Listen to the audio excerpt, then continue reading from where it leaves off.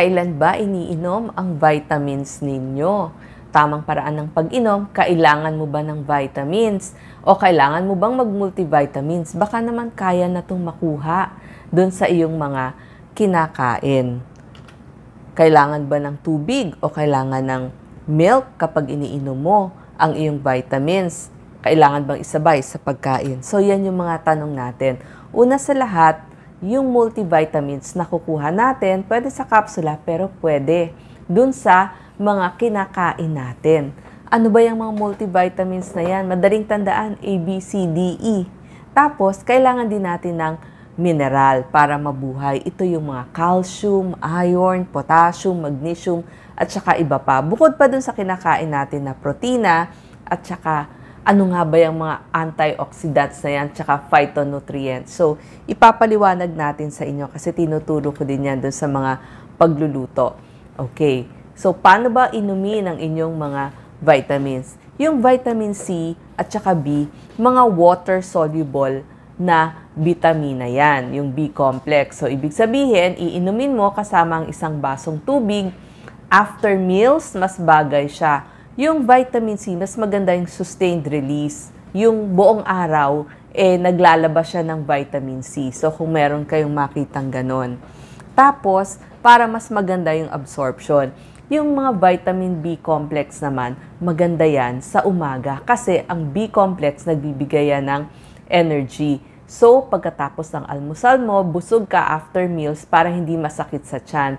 Medyo didilaw ang ihi mo, ibig sabihin na absorb yung vitamin B's.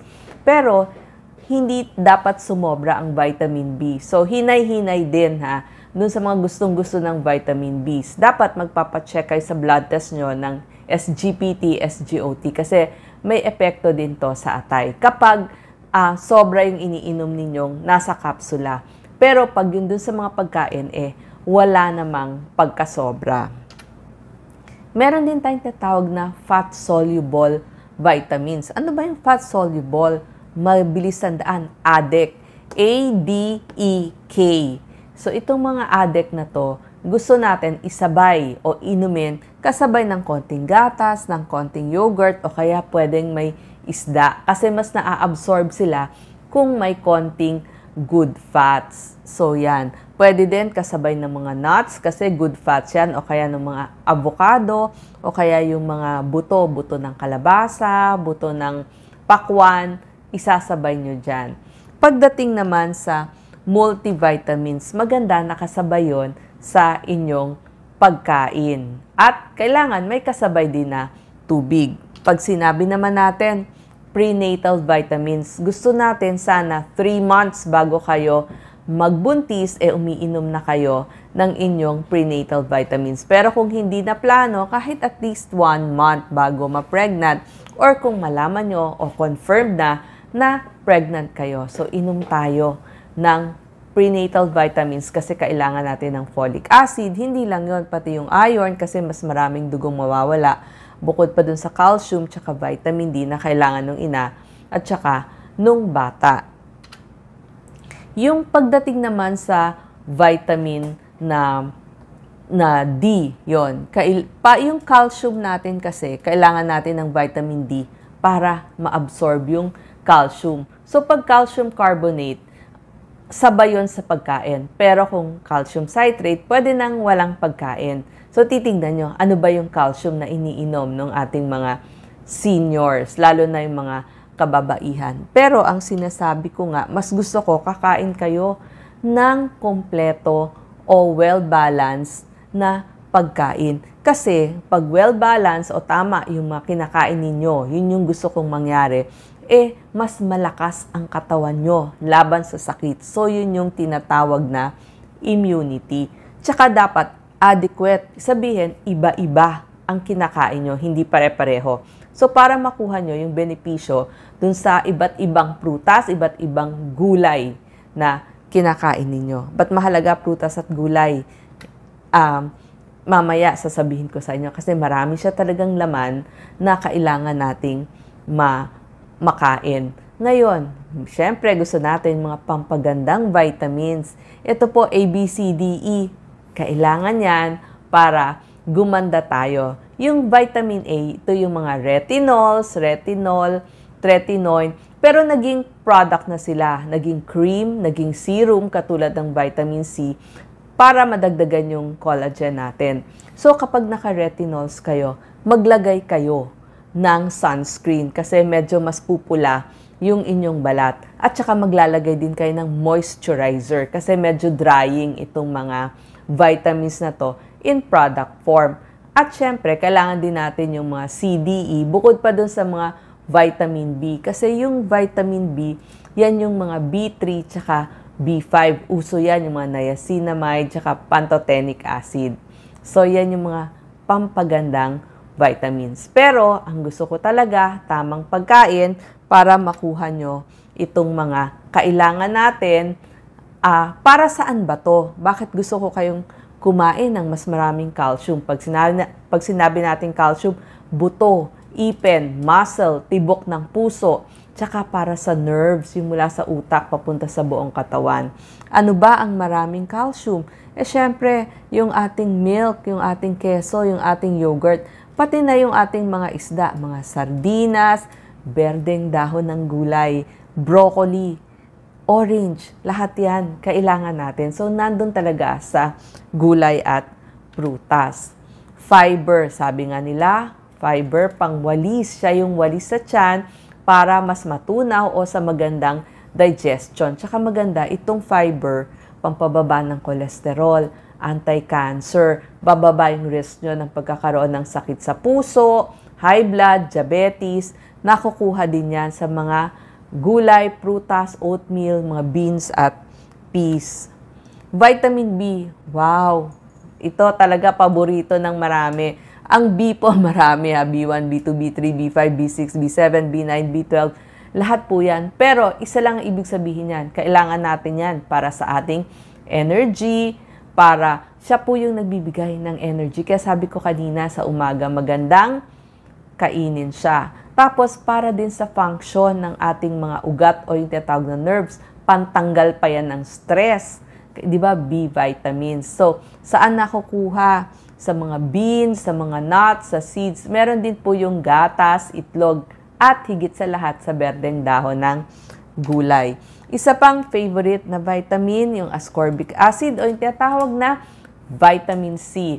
Ito, antioxidant, anti-cancer, anti-allergy. So, ang ganda talaga ng ating vitamin C para ma-absorb yung folate, yung calcium, at saka para mas gumawa ng collagen. Para sa mga buto natin, butong mura, pero higit sa lahat, para sa immunity. Kasi ang vitamin C, tinutulungan niya na yung mga antibiotic. Pag umiinom tayo ng antibiotic, maganda may vitamin C, nakakatulong yan. Kasi laban yon sa ating mga bad cells. So, kaya nga pwede siya sa mga wound healing, kaya nga tawag din sa kanya antioxidant. Saan ba nakukuha ang vitamin C? Aba, marami ang papaya, ang mangga, ang guava, repolyo, bell pepper, strawberry, tsaka syempre yung mga dalanda natin, yan, marami yang vitamin C. Melon, marami rin ho, bukod dun sa ating mga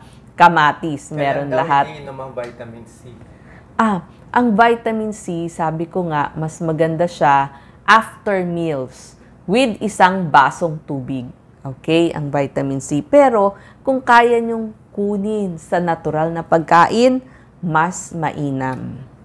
Vitamin D. Ang vitamin D, dalawa po pinagkukunan yan. Pwede sa pagkain, pero pwede din sa araw. Ang maganda sa vitamin D, kailangan ng immune system mo yan. At saka para ma-absorb niya yung calcium at phosphorus na kailangan naman ng ating buto, ng ating ipin, ng ating muscle. So, yan ang trabaho ng vitamin D. Galing po ito sa gatas ng baka, sa isda at sa gulay. Yan ang pinagkukunan ng vitamin D. Pagdating naman sa zinc, ito, di ba? Pag may sakit, sasabihin kailangan yung vitamins mo may zinc kasi para pampalakas ng immune system mo. Immunity, para din mas gumaling yung inyong mga sugat. At saka kailangan yan sa paggawa ng vitamin A, kailangan din siya ng insulin para sa blood sugar natin. Usually, ang zinc galing po sa mga lamang dagat. So, doon yung makukuha. Hipon, alimasag, tulya, pusit, pero meron din yung nuts. Iron. Ito, iron, pula ng dugo, hemoglobin, tagadala ng oxygen sa buong katawan.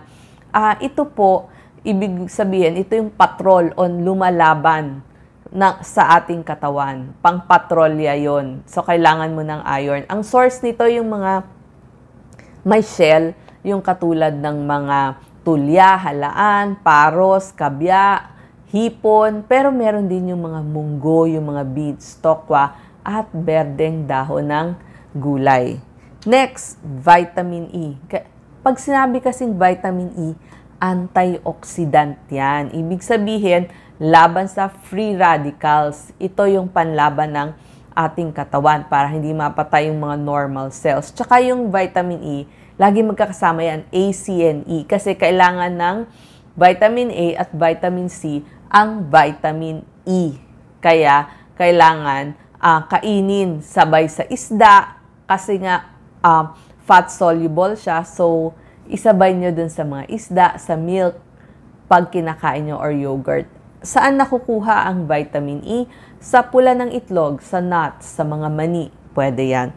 So, pag sinabi nating antioxidant, ito yung mga vitamin A, mga beta-carotene, lycopene. So, yan yung mga yan. Ano nga ba yung ating vitamin A at saka beta-carotene? Pag sinabing vitamin A, ito yung carotenoids, retinols, isabihin yung mga kulay yellow-orange na kinakain natin. Para po yan sa immunity. Yung beta-carotene naman, siya yung nagbibigay ng yellow-orange na kulay dun sa mga kinakain natin na nagiging vitamin A. So, pag sinabi namang phytonutrients, parang lagi nating nadidinig. Pag sinabing phyto, ibig sabihin, phyto means plants. So, galing sa mga plants. So, marami. Kaya kasama yung nagbibigay ng kulay. So, nandun nga yung carotenoids, kaya kulay orange siya. So, maririnig nyo yung mga yan. Maganda yan sa inyong katawan. Pag sinabing carotene, merong beta, alpha, yung mga ganon. Lutein, zeaxanthin para sa inyong mata, lycopene para sa prostate. So, depende anong organs ang nangangailangan sa kanila. Pero lahat yan makakatulong sa inyong katawan. Pero ang gusto natin, kumain kayo ng iba't ibang kulay. Kasi, nandun nga yung phytonutrients. So, kailangan mo ng green. Ito pong mga nakalista dito, gusto natin 2 servings a day. Ibig sabihin, kumain lang po kayo ng mga gulay na iba't ibang kulay. 2 servings sa tanghali at saka sa gabi. Kailangan nyo po yan. Tapos, alam nyo ba, yung mga white, sabihin nyo, ba't walang kulay yon? Maganda ho ang mga bawang, sibuyas. Kasi alam nyo ho, maganda siyang antibiotic. Laban sa bacteria, laban sa virus. So, yan na ho yung gagamitin yung pampalasa dun sa mga niluto nyong iba't ibang kulay ng prutas at saka ng gulay. So, yun lang po yung gusto natin. So, kung mas makakakain kayo, broccoli, repolyo, kung ano ho yung mura, mga berdeng dahon ng gulay, kainin nyo kung pwede. Tsaka, munggo, maganda ho yan. Mani, tapos lagyan nyo ng mas maraming ang bawang sibuyas, kung ano ho yung murang pruta sa atin, mangga, pakwan, melon, maganda ho lahat yan. Tsaka yung mga KKK, carrots, kalabasa, kamote, kain ho tayo ng mga yan. Para hindi na natin kailangan uminom ng mga kapsula. Maraming salamat po.